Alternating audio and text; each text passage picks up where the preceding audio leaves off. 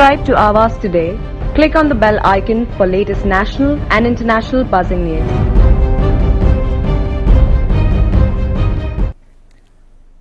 माझ्या महाराष्ट्रातील बांधवांनो, भगिनींनो आणि मातांनो, नमस्कार. जय महाराष्ट्र. पुन्हा एकदा आपल्या भेटीला आलेलो आहे. उद्या 1 मे म्हणजे आपला महाराष्ट्र दिन, त्याचबरोबरीने कामगार दिन. महाराष्ट्र दिन म्हटल्यानंतर संयुक्त महाराष्ट्राचा लढा हा आठवणं स्वाभाविक आहे.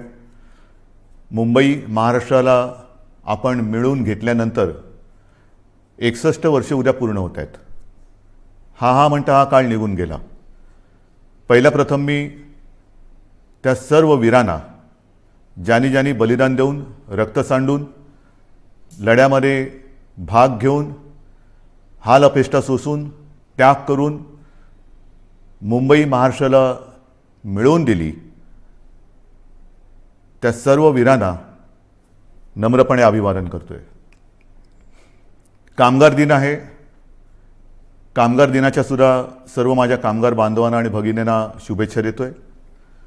महाराष्ट्र दिन आणि कामगार दिन दोन्ही एका दिवशी, आणि त्याचं महत्त्व म्हणजे संयुक्त महाराष्ट्राच्या त्या लढ्यामध्ये गिरणी कामगार उतरला होता, तमाम कामगार वर्ग उतरला होता, संपूर्ण मराठी माता भगिनी बांधव उतरले होते.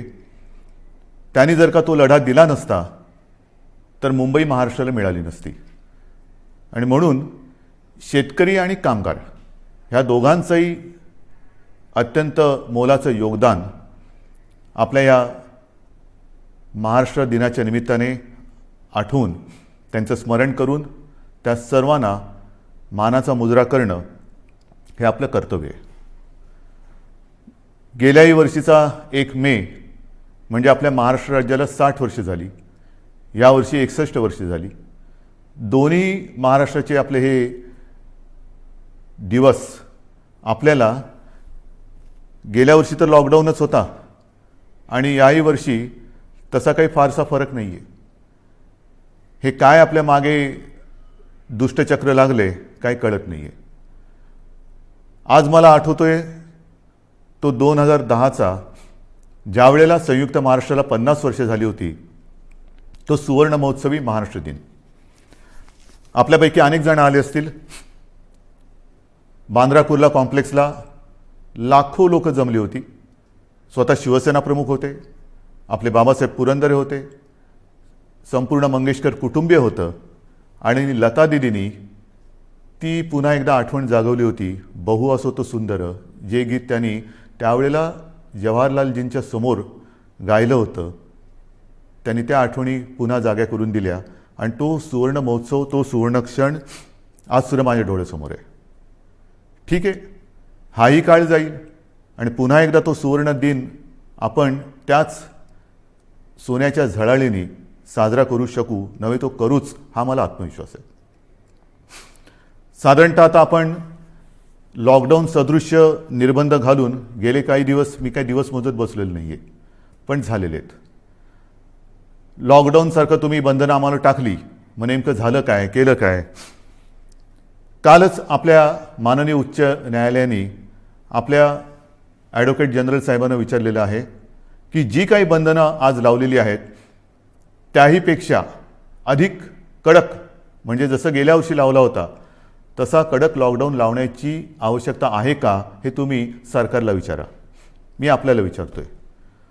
मला विचाराल तर मला असं वाटतं याच्याहून काही कडक करण्याची आवश्यकता जरी वाटत असली तरी तशी वेळ येणार नाही. कारण तेवढ्या समजुतीने माझ्या महाराष्ट्रातील माता भगिनी आणि तमाम बांधव हे वागत आहेत, समजूतदारपणा दाखवत आहेत, हिंमत दाखवत आहेत, जिद्द दाखवत आहेत, संयम पाळत आहेत. आणि मग नेमक्या ह्या बंधनाचा आपल्याला काय उपयोग झाला? रुग्णसंख्या ओसरली का?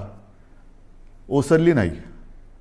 पण जी एक शक्यता वर्तवली जात होती की जसं आपण निर्बंध लावण्याच्या आधी ज्या पटीने आणि वेगाने रुग्णवाढ होत होती, ती रुग्णवाढ तशीच होत राहिली असती तर आजच्या दिवशी साधारणतः 9 ते 10 लाख रुग्ण हे आपल्या राज्यात, ज्याला ॲक्टिव्ह पेशंट, ॲक्टिव्ह रुग्ण ज्याला म्हणतो, ते असते. आपण जो संयम दाखवला, मी आपल्याला काही बंधनं घातली, अक्षरशः त्या दिवशी मलाही आपल्याला सांगणं जड जात होतं, पण करू काय. मी बोललो आणि आपण माझं ऐकलं तसं नेहमीच आपण ऐकता. आणि त्याच्यामुळे जी एक शक्यता होती 9.5-10 लाख ॲक्टिव्ह पेशंट आज आपल्या महाराष्ट्रात असू शकले असते, ती रुग्णवाढ, ती रुग्णसंख्या साधारणतः आपण आज 6-6.5 लाखापर्यंत स्थिरावून ठेवलेली आहे. अजूनही रुग्णवाढ उतारायला लागलेली नाही आहे, पण वाढ होत होती ती मात्र आपण थांबवलेली आहे, एक स्थिरावलेली आहे. तसं पाहिलं तर आज संपूर्ण देश कोरोनाच्या खतखत्या ज्वालामुखीच्या तोंडावरती आहे. आजच आपण ज्या पद्धतीने संयम दाखवतो आहोत, तो जर का दाखवला नसता तर आज महाराष्ट्राची अवस्था काय झाली असती ती कल्पनाही नको आणि विचारही नको. अजूनही काही काळ आपल्याला ही बंधनं पाळण्याची आवश्यकता आहे. मला माहिती आहे की ही बंधनं पाळणं, लावणं सोपं आहे, पण पाळणं फार अवघड आहे.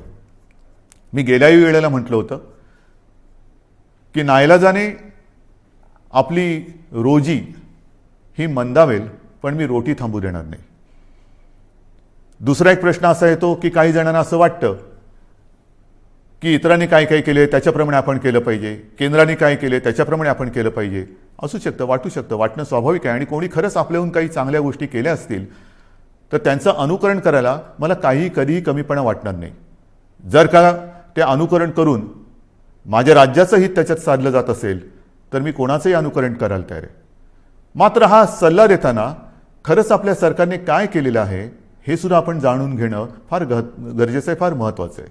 म्हणून मी आपल्यासमोर पुन्हा एकदा गेल्या वर्षी काय आपली परिस्थिती होती, आरोग्य सुविधा काय होत्या आणि ह्या बंधनाच्या काळामध्ये आपण काय करतो आहोत, काय केले हे सांगतोय. आपल्याला आठवत असेल की जेव्हा आपल्या राज्यात गेल्या वर्षी मार्चमध्ये कोविडनी शिरकाव केला, कोरोनाने शिरकाव केला, तेव्हा आपल्या राज्यामध्ये फक्त 2 लॅब होत्या, चाचणी केंद्र होती, चाचणी करण्याच्या प्रयोगशाळा होत्या. एक आपल्या कस्तुरबामध्ये आणि दुसरी पुण्याला NIV मध्ये. मग आज काय आहे, आजची परिस्थिती जर बघितली तर 29 एप्रिल 2021ला ज्या गेल्या वर्षी 2 प्रयोगशाळा होत्या त्या जवळपास आता 600च्या आसपास प्रयोगशाळा आपण वाढवलेल्या आहेत, राज्यभर केलेल्या आहेत. आणखीन वाढवतो आहोत, प्रयोगशाळा वाढवतो आहोत, चाचण्यांची क्षमता वाढवतो आहोत. चाचण्यासुद्धा आपल्याला कल्पना आहे की साधारणतः मी गेल्या वेळेला सांगितलेलं आहे की 80-85 हजार करत होतो, त्या जवळपास आता 2-2.5 लाखाच्या आसपास आणखीन वाढवतो आहोत, 3 लाखाच्या वरती आपण नेतो आहोत. तर ह्या गोष्टी आपण करतो आहोत. म्हणजे लॉकडाऊनसारखं करून हातावर हात बांधून, म्हणजे लॉकडाऊन बाहेर केल्याने हात पण लॉक करून बसले असं नाही आहे. आपण हातपाय हलवतो आहोत, आरोग्य सुविधा वाढवतो आहोत. जशी ह्या RT-PCR चाचण्यांच्या प्रयोगशाळांची मी तुम्हाला संख्या सांगितली, तशीच कोविड सेंटर्स, जी जम्बो सेंटर्स आपण उभारलेली आहेत, काही फील्ड हॉस्पिटल केली, काही ठिकाणी एक आपत्कालीन म्हणून हॉस्पिटलची उभारणी केली, काही ठिकाणी तर आपण हॉटेलमध्ये प्राथमिक स्वरूपाची हॉस्पिटल्स निर्माण केलेली. आणि अशी जर का संख्या पाहिली तर जूनमध्ये ही साधारणतः 2665 होती गेल्या जूनमध्ये. आता ही साधारणतः 5,000 म्हणजे 5,500च्या आसपास आपण केलेली आहे. 5,500 कोविड केअर सेंटर्स हे आपण राज्यात उभारलेली आहेत. म्हणजे जवळपास दुप्पट. प्रयोगशाळा जर का बघितल्या, मगाशी सांगितल्या, त्या 2च्या 600 म्हणजे किमान 300 पट आपण वाढवलेले आहेत. जे आपण बेड्स म्हणतो, रुग्णशय्या, त्या जूनमध्ये किती होत्या गेल्या, त्या 3,36,000 होत्या आणि आता जवळपास 4,31,000 आहेत. आणखीन वाढवतो आपण. ऑक्सिजन, त्याच्यामध्ये ऑक्सिजनच्या किती होत्या, जूनमध्ये 42,800 साधारण होत्या, आता 86,000च्या आसपास ऑक्सिजनच्या खाटा आपण त्यांची सुविधा निर्माण केलेली आहे. ICU बेड्स किती होते, गेल्या जूनमध्ये साधारणतः 11,882 होते, आता 28,937 म्हणजे 2.5 पट वाढ केलेली आहे. व्हेंटिलेटर्स, काही जण म्हणतात की व्हेंटिलेटर्स केंद्राने एवढे दिले होते ना, आपण कुठे नाही म्हणत नाही, पण त्यातले दुरुस्त नादुरुस्त जरी पकडले तर गेल्या वर्षी जूनमध्ये 2020 जूनला साधारणतः 3,744 व्हेंटिलेटर्स आपल्याकडे होते. आता 29 एप्रिल म्हणजे कालच्या तारखेला साधारणतः 11,000 713 हे व्हेंटिलेटर्स आपल्या राज्यामध्ये आहेत. म्हणजे आपण ही एवढी वाढ करतो आहोत. प्रश्न काय येतो, मी मागेही आपल्याला सांगितलं की बेड्स आपण वाढवू शकतो, इतर काही गोष्टी वाढवू शकतो, पण डॉक्टर्स, नर्सेस आणि आता तर वेगळीच अडचण आली, ऑक्सिजन. ऑक्सिजन एवढ्या मोठ्या प्रमाणावरती लागायला लागलाय आणि लागतोय. काही वेळेला म्हणजे AC मध्ये बसलो तरी परिस्थिती ऐकून घाम फुटतो. ऑक्सिजन आत्ता नाही मिळाला तर काय होणार, हा एक मोठा प्रश्न असतो. मी आपल्याला गेल्या वेळेला सांगितलं होतं की आपल्या राज्याची रोजची ऑक्सिजन निर्माण करण्याची क्षमता ही साधारणतः 1200 मेट्रिक टन आहे रोजची. आज आपण साधारणतः 1700च्या आसपास मेट्रिक टन हा रोजचा वापरतोय. केंद्राने आपल्याला 1200च्या वरचा साधारणतः 500च्या आसपास जो मेट्रिक टन लागतोय तो इतर राज्यातून आणण्याचा एक कोटा ठरवून दिलेला आहे की इतर राज्यातून तुम्ही हा ऑक्सिजन घेऊ शकता किंवा घ्या. आता त्यातली काही ऑक्सिजन जिथून आणण्याचे प्लांट आहेत ते जवळ आहेत, काही शेकडो किलोमीटरवर आहेत, काही हजारो किलोमीटरवरती आहेत, पण तरी देखील आपण बाहेरून आणणारे ऑक्सिजन, मिळणारा ऑक्सिजन आहे त्या ऑक्सिजनचेही पैसे देतो आणि ऑक्सिजनच्या वाहतुकीसाठी मग ते टँकर असतील, रेल्वे असतील, इतर कोणत्याही गोष्टी असतील त्याचे सुद्धा पैसे वेळेवर देऊन आपल्या राज्यामध्ये आपला प्रयत्न चाललेला आहे. ही फार मोठी विचित्र परिस्थिती आहे की वेळेवर ऑक्सिजन सर्वत्र पुरवणे हा आपला फार मोठा प्रयत्न चालू आहे आणि आपल्या सगळ्यांच्या सहकार्याने किंबहुना आपल्या सगळ्यांचे जे काही आशीर्वाद आहेत त्याच्यामुळे आपण ही परिस्थिती नाही म्हटलं तरी थोडी समतोल राखण्याचा, बॅलन्स करण्याचा प्रयत्न करतो आहे. मात्र रुग्णवाढ अधिक झाली तर मात्र मोठी अडचण निर्माण होण्याची शक्यता आहे. सुदैवाने रुग्णसंख्या ही स्थिरावलेली आहे. ऑक्सिजन आपण अगदी काठोकाठ किंवा कट टू कट ज्याला म्हणतो तशा पद्धतीने हा पुरवत आहोत. तशीच एक परिस्थिती ती म्हणजे अचानक आता रेमडेसिवीरची मागणी ही फार मोठ्या प्रमाणात वाढली. सगळ्यांना रेमडेसिवीर पाहिजे. रेमडेसिवीरच्या बाबतीमध्ये मागे कदाचित मी आपल्याला सांगितलं असेल नसेल, परंतु आपल्याला रोजची सरासरी 50,000 इंजेक्शनची आवश्यकता आहे. आपण आज किती मिळवत आहोत तर केंद्राने, कारण ह्याचं जे वितरण आहे तर ऑक्सिजनसारखं केंद्राने रेमडेसिवीर इंजेक्शनचं सुद्धा वितरण हे स्वतःच्या हातात घेतलेलं आहे. कोणत्या राज्याला किती, कारण परिस्थिती फारच वाईट आहे. प्रत्येक राज्याला ऑक्सिजन पाहिजे, इंजेक्शन्स पाहिजे, रेमडेसिवीर पाहिजे, व्हेंटिलेटर्स पाहिजेत. तर आपल्याला साधारणतः सुरुवातीला केंद्राने दर दिवशी 26,700-800च्या आसपास ही इंजेक्शन्स मिळतील अशी व्यवस्था केली होती. आपली मागणी 50,000ची आहे. मग त्याच्यानंतर मी माननीय पंतप्रधानांना विनंती केली आणि त्यांनी ती मान्य केली. त्याच्यानंतर 43,000 दर दिवशी अशी मागणी आपली मागणी मान्य झाली. मागणी म्हणजे आपल्याला 50,000 पाहिजे, पण 43,000ची सोय करण्यात आली. आज साधारणतः 35,000च्या आसपास ही रोजची इंजेक्शन्स आपल्याला मिळत आहेत. त्याचे सुद्धा आपण पैसे देऊन ही इंजेक्शन्स घेतो आहे. मात्र ही इंजेक्शन्स पुरवत असताना एक गोष्ट मात्र मी राज्यातील तमाम जे कोविड केअर सेंटर्स आणि कोविडच्या हॉस्पिटलमध्ये काम करणारे डॉक्टर्स आहेत त्यांनाही सांगतोय आणि रुग्णांनाही सांगतोय, त्यांच्या नातेवाईकांनी सांगतोय की नीट लक्षात घ्या. WHO किंबहुना आपल्या टास्क फोर्सनी आणि केंद्राच्या डॉक्टर्सनी सुद्धा, तज्ज्ञांनी सुद्धा आपल्याला एक सावधानतेचा इशारा दिलेला आहे. तो म्हणजे रेमडेसिवीरचा अनावश्यक अनाठायी वापर करू नका. गरज नसेल तर रेमडेसिवीर वापरू नका, कारण गरज नसताना दिलं आणि जरुरीपेक्षा जास्त दिलं तर औषधाचे दुष्परिणाम सुद्धा होण्याची शक्यता नाकारता येत नाही. आणि म्हणून मी सर्वांना सांगतोय की रेमडेसिवीर द्यायचं की नाही हा जो काही निर्णय आहे तो आपल्यावरती उपचार करणाऱ्या डॉक्टरांना घेऊ द्या. याचा अर्थ असा नाही की आपल्याकडे रेमडेसिवीरचा तुटवडा आहे, अजिबात नाही. तो तर आपण आणतो आहोत. जसजसा साठा आपल्याला पुरवठा वाढतोय तसतसं आपण ते वितरण करतोय. पण अनावश्यक रेमडेसिवीरचा वापर हा आपण करू नये अशी माझी सर्वांना एक नम्र विनंती आहे. या सगळ्या गोष्टी सांगत असताना ऑक्सिजन हा एक विषय आहेच. ऑक्सिजनबद्दल मी आपल्याला सांगितलं की ऑक्सिजन हा आपल्याला किती लागतो, किती मिळतोय. मग तुम्ही विचाराल की हे असं किती दिवस चालणार, आणखीन किती दिवस आपण बाहेरून ऑक्सिजन आणणार. मी कालच आपण वृत्तपत्रात वाचलं असेल की कालच मी आपल्या राज्यातील सर्व जिल्हाधिकारी आणि विभागीय आयुक्तांची बैठक घेतली आणि त्या बैठकीमध्ये मी त्यांना स्पष्ट सूचना दिलेल्या आहेत की गेल्या काही दिवसांमध्ये आपण संपूर्ण राज्यात, जिल्ह्यांमध्ये, तालुक्यामध्ये जी काही हॉस्पिटल्स आहेत त्या हॉस्पिटल्समध्ये ऑक्सिजन निर्माण करणारे किंबहुना ऑक्सिजन पुरवणाऱ्या प्लांटची व्यवस्था करा. त्याप्रमाणे आपण टेंडरसुद्धा काढलेली आहेत, खरेदी सुरू झालेली आहे.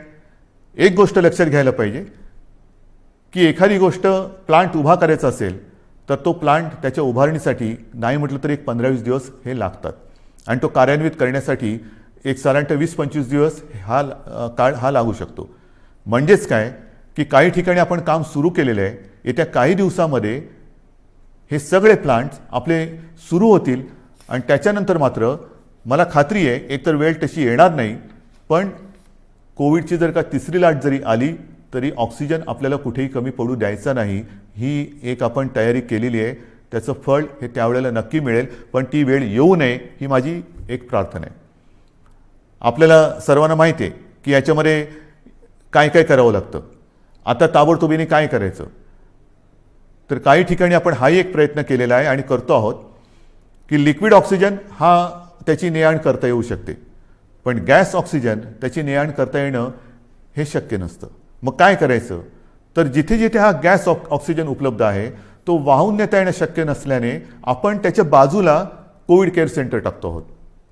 म्हणजे ऑक्सिजन जर का रुग्णापर्यंत नेऊ शकत नसू तर रुग्ण हे त्याच्या बाजूला आणतो आहोत आपण. हाही एक प्रयत्न करतो आहे आणि अशा प्रयत्नामध्ये आपण महाजनकोच्या खापरखेडा आहे, अकोला आणि परळी येथील केंद्रानजीकच्या केंद्रानजीक आपण मोठ्या प्रमाणावरती जम्बो कोविड सेंटर टाकतो आहे. अगदी नागोठण्याला करतो आहे, रिलायन्सच्या प्रकल्पाच्या बाजूला. त्याच्यानंतर पेणमध्ये आपण JSW कंपनीच्या रुग्णालयात तिथे सुद्धा आपण हे जम्बो केअर सेंटर करतो आहोत. म्हणजे कोणताही प्रयत्न आपण सोडत नाही. लॉयड स्टीलच्या वर्धा परिसरामध्ये 1000 बेडची आपण सुविधा निर्माण करतो आहोत. कुठेही आपण सोडत नाही आहोत. त्याचबरोबर ऑक्सिजन कॉन्सन्ट्रेटर मोठ्या प्रमाणात आपण प्राप्त करण्याचा प्रयत्न करतो. सुरुवातही झालेली आहे.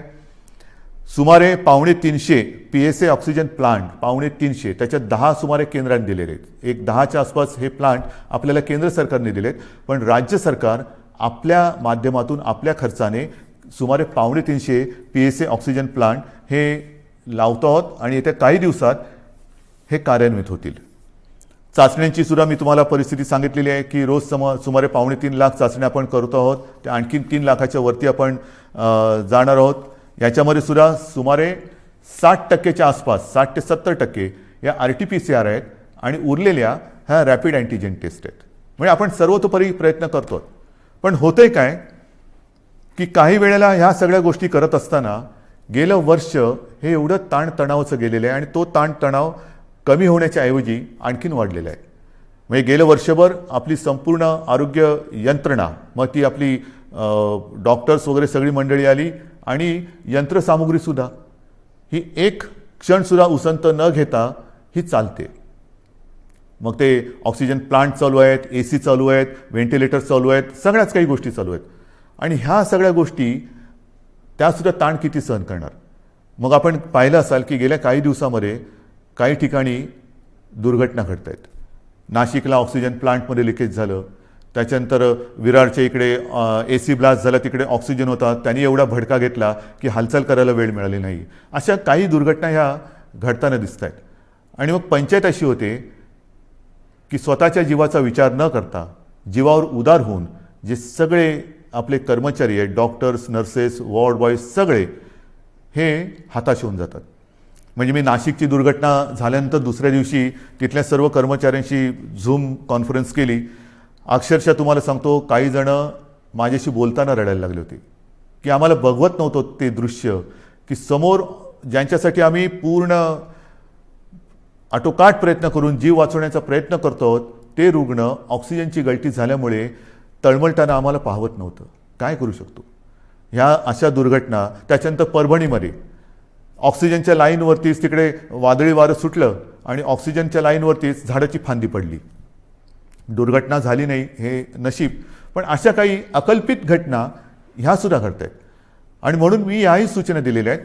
एक तर ज्या जम्बो कोविड सेंटरची आपण उभारणी केलेली आहे, ज्याला आपण फील्ड हॉस्पिटल्स म्हणू, जी तात्पुरत्या स्वरूपाची, त्याला सुद्धा आता काही ठिकाणी 1 वर्ष होत आलं. आता पावसाळा तोंडावर आलेला आहे. अतिवृष्टी होणार, सततवृष्टी होणार, वादळ येणार, विजा कडाडणार, मग कुठे पूर येईल, पाणी घुसेल. म्हणून मी ह्या सगळ्यांना सांगितलेलं आहे की एक तर जी अशी जम्बो कोविड केअर सेंटर्स उभारलेली आहेत त्याचं स्ट्रक्चरल ऑडिट करा, फायर ऑडिट करा, एक मजबूत आहे की नाही बघा. नवीन उभारताना पाणी जाणार नाही, पाणी साचणार नाही, पाणी आतमध्ये येणार नाही, कुठे आग लागणार नाही, ऑक्सिजनची गळती होणार नाही. ज्या ज्या काही गोष्टी घडू शकण्याची एक शक्यता आहे, दुर्घटना ज्याच्यामुळे घडू शकते, ह्या टाळण्याचा आटोकाट प्रयत्न करा. आणि हा आटोकाट प्रयत्न करताना ठीक आहे, ज्याची कामं जो तो करेल, फायर ऑडिट करण्याचं काम तो हा मुक करेल, ह्याचं काम तो मुक करेल, पण आता आपल्याला एक कुटुंब म्हणून, एक टीम म्हणून काम करायचं आहे. जरी एखादी गोष्ट आपल्या लक्षात आली काम करताना की इकडे काहीतरी गडबड आहे, इकडे काहीतरी होऊ शकतं, तर तात्काळ आपल्या वरिष्ठांच्या ते लक्षात आणून द्या की येता जाताना वाटलं की अरे काहीतरी बरोबर नाही आहे, ह्यानी मोठं काहीतरी घडू शकतं. ज्याप्रमाणे भंडाऱ्याला त्या लहान मुलांच्या हॉस्पिटलमध्ये आग लागली, त्यांचं ते उपकरण पेटलं. तर अशा काही गोष्टी जर का आपल्याला वाटल्या तर कृपा करून मी सर्व ह्या क्षेत्रात काम करणाऱ्यांना सांगतोय की आपल्याला कुठे काही वाटलं तर ते ताबडतोब सुधारण्यासाठी आपल्या वरिष्ठांना कळवा. या गोष्टी आपल्याला आता कराव्या लागतील, बघाव्या लागणार आहेत. जसं ही एक व्यवस्था आपण केली तशीच मी ह्या निर्बंधाची घोषणा करताना आपल्याला मगाशी जे बोललो की रोजी कदाचित मंदावेल पण रोटी थांबू देणार नाही.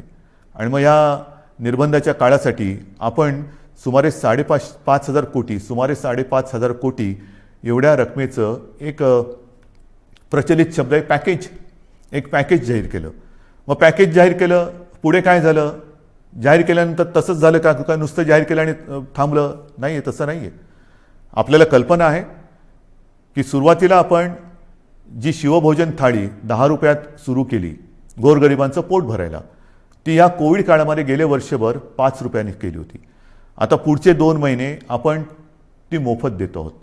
आणि मग गेल्या काही दिवसात जेव्हापासून ही मोफतची घोषणा केली त्याच्यानंतर 15 लाखाहून अधिक मी म्हणेन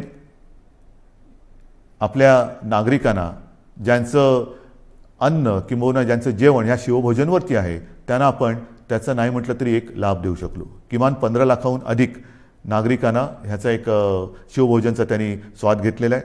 आत्तापर्यंत एकूण जर का बघितलं तर 3,94,00,000 म्हणजे जवळपास 4 कोटी लोकांना ह्याचा लाभ झालेला आहे आत्तापर्यंत पूर्ण वर्षामध्ये. आणि आपल्या राज्यात सुमारे 890 शिवभोजन केंद्र सुरू झालेली आहेत. तसंच संजय गांधी निराधार, श्रावणबाळ, वृद्धापकाळ वेतन, विधवा निवृत्ती वेतन व दिव्यांग निवृत्ती वेतन याच्यात 35 लाख लाभार्थींना एप्रिल व मे या 2 महिन्यांचे प्रति महिना 1,000 प्रमाणे 2 महिन्यांचे अर्थसहाय्य देण्यासाठी आपण 1,428 कोटी निधी वितरित केलेला आहे. 1,428 कोटी. 7 कोटी लाभार्थींना, ज्यांना आपण म्हटलं होतं की मोफत गहू आणि तांदूळ, तर 7 कोटी लाभार्थींना मोफत गहू तांदूळ वाटप सुरू झालेलं आहे.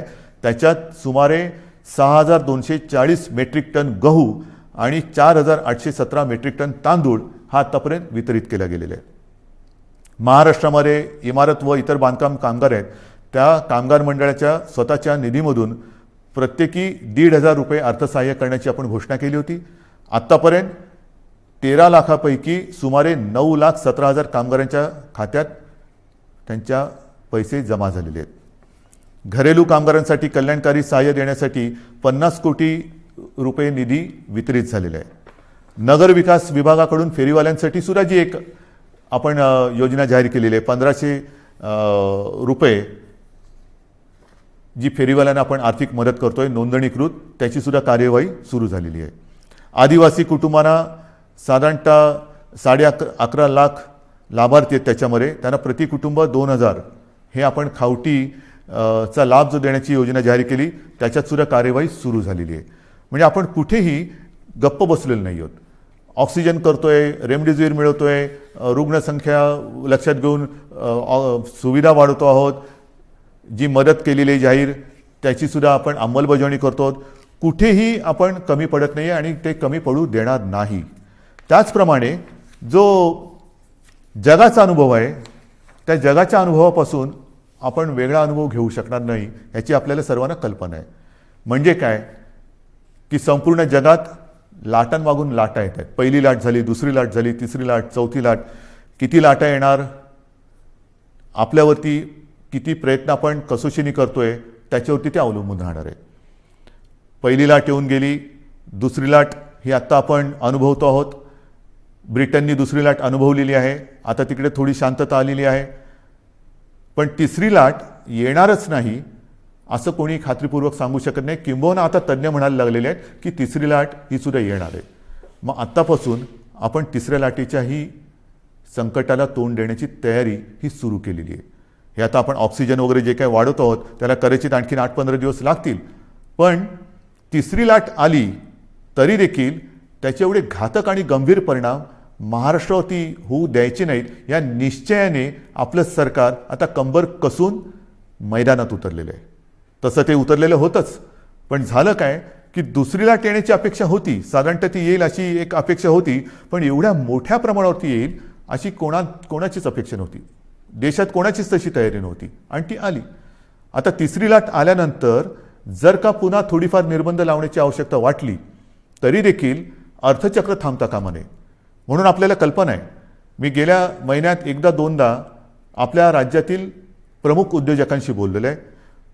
सर्व कामगार संघटनांच्या युनियन लीडर्सबरोबर बोललेलो आहे आणि त्यांना सुद्धा तिसऱ्या लाटेची तयारी करताना काय काय तयारी मला त्यांच्याकडनं अपेक्षित आहे किंवा त्यांनी काय करायला पाहिजे ह्याची मी त्यांना कल्पना दिलेली आहे. म्हणजे आपण सर्व थरावरती सर्व पातळीवरती प्रयत्न करतो आहोत आणि मला खात्री आहे की ही तिसरी लाट आपल्या सगळ्यांच्या सहकार्याने आपण थोपवल्याशिवाय राहणार नाही. आपल्यावरती सुरुवातीला काही जणांनी टीका केली की महाराष्ट्र काय करतोय, महाराष्ट्रामध्ये रुग्णसंख्या बघा कशी वाढते, लॉकडाऊन लावू नका, आम्ही आता सहन करणार नाही. पण आता जर का आपण तो लॉकडाऊनसारखी परिस्थिती, हे निर्बंध लावले नसते तर काय परिस्थिती झाली असती हे देशातलं इतर चित्र बघितलं तर लक्षात येतं. आपल्यानंतर आजूबाजूच्या राज्यांनी सुद्धा लॉकडाऊन लावलेले आहेत. थोडक्यामध्ये काय की हा व्हायरस आहे आणि हा व्हायरस त्याचं मार्गक्रमण हा त्याच्या पद्धतीने करतोय, ते काही आपल्या हातामध्ये नाही आहे. आता हे सगळं सांगून झाल्यानंतर एक महत्त्वाचा मुद्दा आहे, तो म्हणजे लसीकरण. गेल्या साधारणतः जानेवारीपासून लसीकरणाला आपल्या देशात सुरुवात झाली. आज लसीकरणाची परिस्थिती काय आहे तर सुमारे 1,58,00,000 नागरिकांचे लसीकरण आपण पूर्ण केलेले आहे. म्हणजे कदाचित आपण देशामध्ये लसीकरणाच्या बाबत नंबर 1चं राज्य आहोत. चाचण्यांच्या बाबतीत सुद्धा कदाचित आपण नंबर 1चं राज्य असू. आरोग्य सुविधांच्या बाबतीत सुद्धा कदाचित आपण देशात नंबर 1चं राज्य असू. पण दुर्दैवाने त्याचबरोबरीने रुग्णवाढीमध्ये सुद्धा आपण फार पुढे आहोत.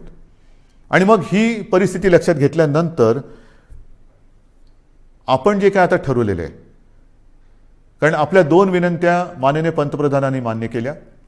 एक म्हणजे सुरुवातीला मी विनंती केली होती की 45 वयापर्यंत, म्हणजे वयाच्या नंतर वरून सुरू केली ज्येष्ठ नागरिक म्हणून, तर आधी ज्येष्ठ नागरिक म्हणजे 60, 55, 50, तर मी म्हटलं तर 45 आणि अधिक, मग ही जी काय वयोमर्यादा आहे ती 45 पर्यंत तुम्ही खाली आणा, तशी त्यांनी ती आणली. त्याच्यानंतर मी विनंती केली होती की 25च्या वरील सर्वांना लस देण्याची आम्हाला अनुमती द्या. ती तर त्यांनी 18 पासून सुरू केली. त्याच्याबद्दल मी माननीय पंतप्रधानांचे धन्यवाद मानलेलेच आहे, त्यांना त्यांचे आभार मानलेले आहेत, धन्यवाद दिलेले आहेत. आता 1 मे पासून 18 ते 44 या वयोगटातील नागरिकांची लसीकरणाची जबाबदारी केंद्र सरकारने आपल्यावर टाकलेली आहे आणि आपण ती समर्थपणाने पेललेली आहे. 18 ते 44 या वयोगटात सुमारे 6 कोटी नागरिक हे आपल्या राज्यामध्ये आहेत. सुमारे 6 कोटी, म्हणजे 6 कोटी, आणि जर का त्यांना त्यांना 2 डोस द्यावे लागतात, म्हणजे 6 कोटी अधिक 6 कोटी 12 कोटी डोसेस हे आपल्याला लागणार आहेत. 12 कोटी डोसेस कसे आणणार, पैसे कुठून आणणार? आर्थिक चणचण आहे. आर्थिक चणचण आहे, जरूर आहे, पण आपल्याला शेवटी जीव महत्त्वाचा आहे. माझा प्रत्येक नागरिक, त्याचा जीव मुख्यमंत्री म्हणून मला आणि आपल्या महाविकास आघाडीच्या सरकारला महत्त्वाचं आहे. आणि मग हे एकदा ठरवल्यानंतर 12 कोटी डोसेस जी काय किंमत असेल ती किंमत एक रकमी एका चेकने देऊन आपण ही संपूर्ण लस घेण्याची तयारी आणि आपली क्षमता ही ठेवलेली आहे. जर आज आपल्याला 12 कोटी डोसेस मिळत असतील तर त्याची सर्व किंमत, त्याची जे काय पैसे असतील ते एक रकमी एका चेकने देऊन हे आपण घेण्याची तयारी ठेवलेली आहे. ती एवढ्यासाठी की कोणत्याही परिस्थितीत आपल्याला या संकटातून बाहेर पडायचं आहे. ही आपली ताकद आहे, ही आपली क्षमता आहे आणि ही ताकद ही तुमच्याच आशीर्वादाची ताकद आहे. ही काय आम्ही इकडून तिकडून नाही आणलेली. पण होतंय असं की ज्याप्रमाणे रेमडेसिवीर आहे, ऑक्सिजन आहे, त्याचप्रमाणे या लसीचा सुद्धा एक पुरवठा त्याला मर्यादा आहे. ज्या लस उत्पादकांशी आम्ही बोलतो आहोत, आज तरी आपल्या देशामध्ये 2च लस उत्पादक आहेत. एक सिरम पुण्याला आहे आणि भारत बायोटेक आहे. या दोघांशी आपण बोलतोय. तिसरी स्पुटनिक ही येणार म्हणतात, त्यांच्याशी आपण बोलतोय. ज्या ज्या कंपन्या ज्यांना परवानगी मिळेल त्या सर्वांशी आपण बोलणार आहोत किंबहुना बोलतो आहोत. पण तूर्त तरी आज ह्या 2 कंपन्या ज्या प्रमुख आहेत त्या दोघांची उत्पादन क्षमता लक्षात घेतली तर आपल्याला हा जो काय साठा आहे, हा जो काय पुरवठा आहे तो परत केंद्राने ठरवून दिलेला आहे. आणि कालच पत्र आले की या मे महिन्यामध्ये आपल्याला सुमारे 18 लाख आणि काहीतरी लसचे डोस हे मिळणार आहेत. हे 18 ते 44. माझी अपेक्षा आहे की या व्यतिरिक्त 45 वर्षाचा जो साठा आहे, पुरवठा आहे, तो नियमितपणाने केंद्र सरकार आपल्याला करत राहील. पण 18 ते 44 काही जणांचा असा गैरसमज कदाचित झाला असेल की केंद्र सरकार 18 ते 44 वयोगटातील नागरिकांचं सुद्धा लसीकरण मोफत करत आहे. मला असं वाटतं की त्यांनी थोडी माहिती घेण्याची गरज आहे. केंद्राने स्पष्ट निर्देश तसे दिलेले आहेत की जी काही लस उत्पादित होते त्याच्यामध्ये 50% हे केंद्र सरकार घेणार आहे आणि उरलेल्या 50%मध्ये इतर सर्व राज्य, त्याच्यामध्ये काही उद्योग समूह आणि खाजगी हॉस्पिटल्स यांच्यासाठी हा 50% साठा किंवा जो काही कोटा आहे तो त्यांनी विभागून दिलेला आहे. मग आपली तयारी तर 12 कोटी डोस घ्यायची आहे. आपल्याला मिळत आहेत किती? या महिन्यात 18 लाख. आज आपल्याकडे 3 लाख आलेले आहेत. 3 लाख आज आलेले आहेत. 18 लाख ह्या महिन्यात मिळतील सांगितलेलं आहे. तारीख अजून मिळालेली नाही आहे. पण आता आपल्याला थांबता नाही येणार, अजिबात थांबून चालणार नाही. कारण या संकटातून बाहेर पडायचं असेल तर ज्याप्रमाणे ब्रिटनने केलं, त्यांनी त्यांच्या लोकसंख्येतला एक मोठा टक्का हा लसीचा पहिला डोस देऊन सुरक्षित केलेला आहे. आपल्याला सुद्धा त्याचप्रमाणे जावं लागेल. लस जशी मिळेल, जशी उपलब्ध होईल तशी ती घेऊन आपल्याला आपल्या नागरिकांना ती दिलीच पाहिजे आणि ते आपलं सरकार दिल्याशिवाय राहणार नाही. आणि म्हणून मी आपल्याला एक विनंती करायला आज मुद्दामून आपल्यासमोर आलेलं आहे. उद्यापासून आपण 18 ते 44 या वयोगटातील नागरिकांचं लसीकरण हे जसजसं आपल्याला लसीचा पुरवठा मिळतोय तसतसं सुरू करतो आहे. 18 म्हटल्यानंतर युवा आलाच आणि युवा आला म्हटल्यानंतर उत्साह आलाच. काल सुद्धा आपण पाहिलं असेल की कोविन ॲप हे कोसळलं. जसं गेल्या वेळेला सुद्धा लसीकरण सुरू केलं आणि ते ॲप क्रॅश झालं, तसंच काल हे ॲप क्रॅश झालं. होणार, हे काही दिवस होणार. जोपर्यंत हे मार्गी लागत नाही तोपर्यंत ह्या थोड्या गोष्टी होणार आणि त्या होऊ नयेत म्हणून आज मी पुन्हा एकदा माननीय पंतप्रधानांना विनंती केलेली आहे, पत्र पाठवलेलं आहे की एक तर आपण केंद्र म्हणून प्रत्येक राज्यासाठी एक वेगळं ॲप तयार करून ते आपल्या मुख्य ॲपला जोडा किंवा सर्व राज्यांना त्यांची ॲप तयार करण्याची परवानगी द्या की प्रत्येक राज्य आपला ॲप तयार करेल आणि ती ॲप आपल्या मुख्य ॲपबरोबर जोडली जातील.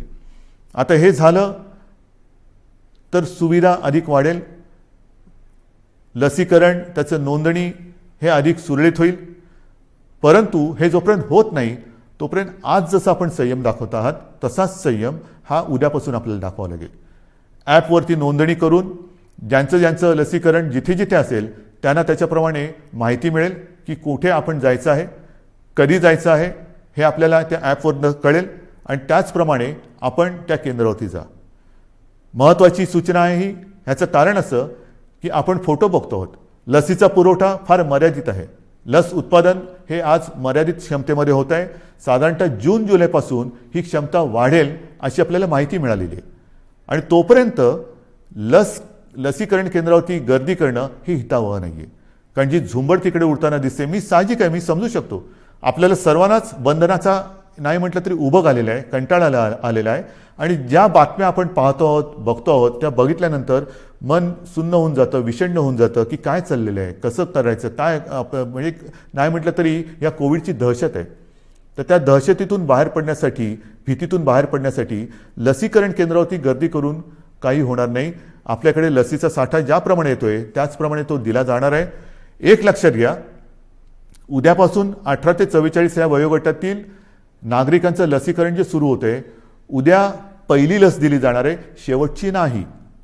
माझं वचन आहे जे मी तुम्हाला सांगितलेलं आहे की हे आपलं सरकार आहे.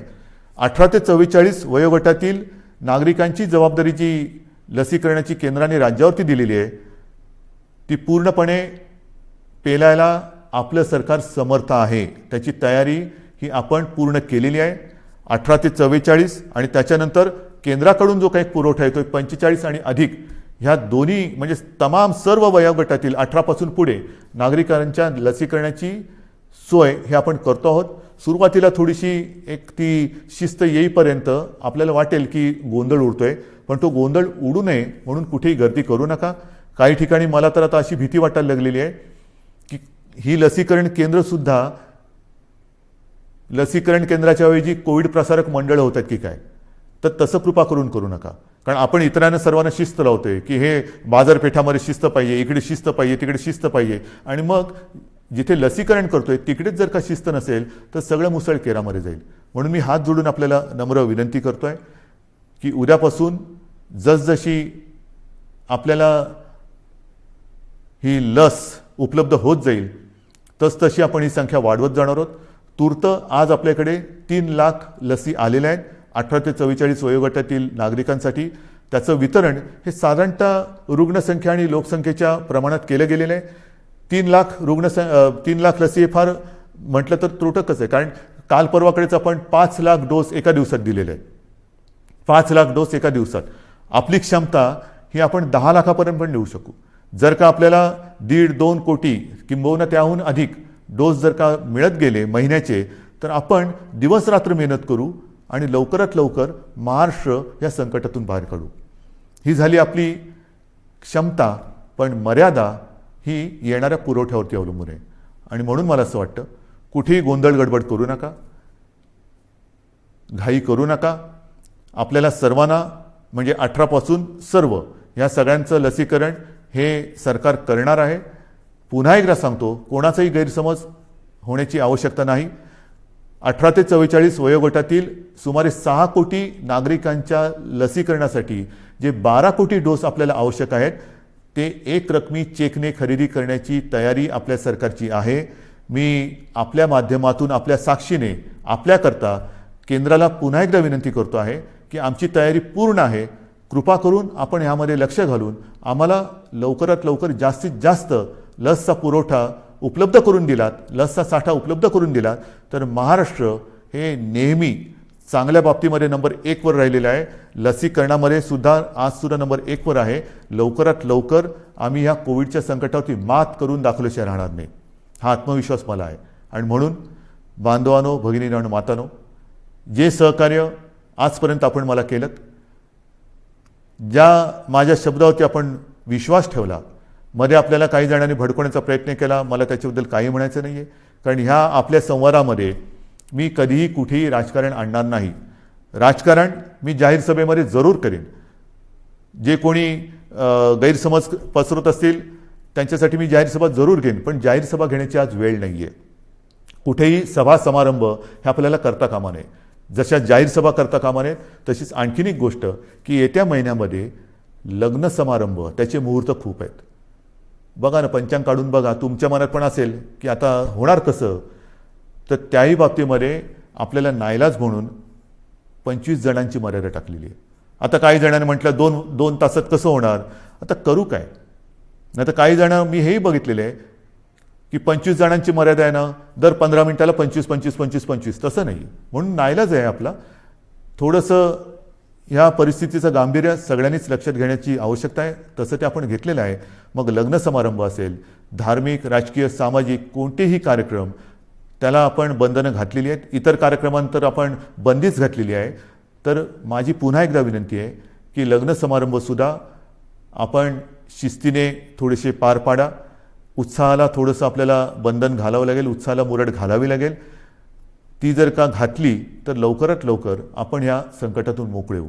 आणि म्हणून पुन्हा एकदा आजपर्यंत जे सहकार्य आपण मला केलं आणि जे आशीर्वाद आपण मला दिलेले आहेत, ह्या सरकारला दिलेले आहेत, हे असेच कायम ठेवा. तुमच्यासाठी हे सरकार जे जे करता येणं शक्य असेल ते केल्याशिवाय राहणार नाही, एवढंच एक वचन आपल्याला देतो. धन्यवाद. जय हिंद, जय Maharashtra. Subscribe to Awaaz today. Click on the bell icon for latest national and international buzzing news.